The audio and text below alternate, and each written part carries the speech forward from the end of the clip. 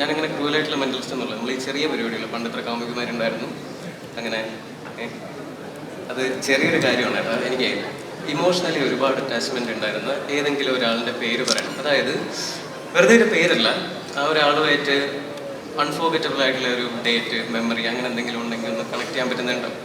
വൈഫിൻ്റെ അങ്ങനെ ഭയങ്കര ഓബ്വിയസ് ആക്കണ്ട, കുറച്ച് കോംപ്ലിക്കേറ്റഡ് ആയിട്ടൊരു സാധനം. അതായത് സോഷ്യൽ മീഡിയയിൽ ഇവിടെ ആർക്കും അറിയാത്ത അങ്ങനെ ഏതെങ്കിലും ഒരാളും ആ ആളുമായിട്ട് അസോസിയേറ്റ് ചെയ്യാൻ പറ്റുന്ന ഒരു ഡേറ്റും ഉണ്ടെങ്കിൽ ഒന്ന് പറയാൻ പറ്റുമോ? വെറുതെ എന്തോ എക്സാക്ട് ഡേറ്റ് ആയിക്കഴിഞ്ഞാൽ ബെറ്റർ ആയിരിക്കും.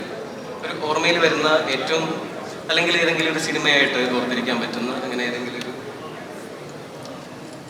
ആലോചിച്ചു. പെട്ടെന്ന് പറയുമ്പോഴേ ആരുടെയെങ്കിലും ബർത്ത്ഡേയോ അങ്ങനെ വളരെ വേണ്ടപ്പെട്ട ആരുടെയെങ്കിലും?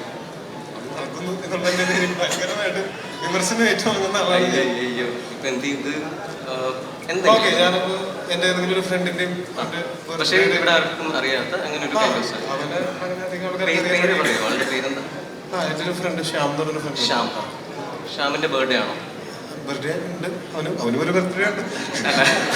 അതൊക്കെ അല്ല, എന്താ പറയാൻ പോണെന്നുള്ളത്? അല്ല ആ ഡേറ്റ് ആളുമായിട്ട് കണക്ട് ചെയ്യുന്ന ഒരു ഡേറ്റ് ഒന്ന് പറയാമോ? ഏ ഡേറ്റ് അത്? ഒക്ടോബർ 24.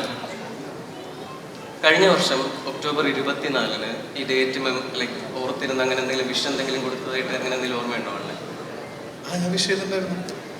എനിക്ക് കുട്ടിക്കാലം മുതലുള്ളൊരു ശീലമാണ് ഡ്രീം ജേണൽ എന്ന് പറയുന്നത്. കാണുന്ന സ്വപ്നങ്ങളൊക്കെ എവിടെയെങ്കിലുമൊക്കെ കുറിച്ചിടുന്ന ചെറിയൊരു പരിപാടിയാണ്.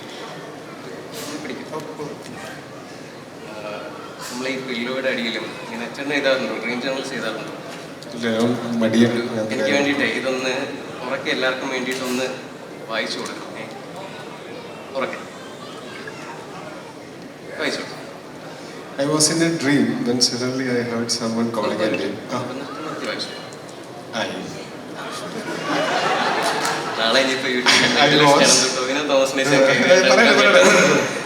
I was in a dream when suddenly I heard someone calling a name. Sham. SHAM.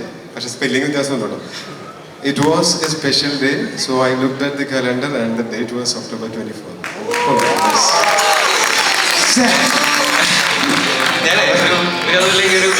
Thank you so much.